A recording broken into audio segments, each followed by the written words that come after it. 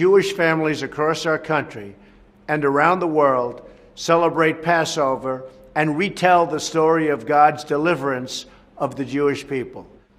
The story of the Exodus is a story of freedom. It is a story of an incredible people who were liberated from oppression and raised up the face of humankind. Down through the centuries, the Jewish people have lived through one persecution after another, and yet they persevered and thrived and uplifted the world beyond measure. And now the state of Israel stands as a monument to their faith and endurance. Another day of faith and celebration is also upon us. This Easter Sunday, Christians celebrate the resurrection of Christ and the promise of eternal salvation. It is a holy day of reverence and worship. It is a sacred time that fills the spirit of our nation with the faith of our people. America is a nation of believers. As families gather in houses of worship across the nation, we are grateful for the tremendous blessings of this land, our home.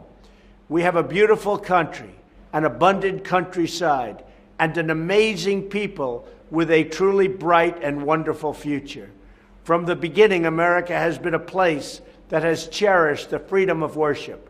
That is the promise the first settlers saw in our vast continent, and it is the promise that our bravest warriors have protected for all of our citizens in centuries since, a long time ago. Sadly, many around the globe do not enjoy this freedom, and one of the gravest threats to religious freedom remains the threat of terror.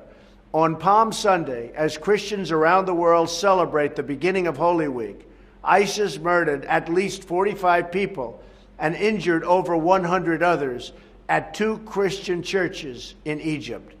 We condemn this barbaric attack. We mourn for those who lost loved ones, and we pray for the strength and wisdom to achieve a better tomorrow, one where good people of all faiths, Christians and Muslims and Jewish and Hindu, can follow their hearts and worship according to their conscience.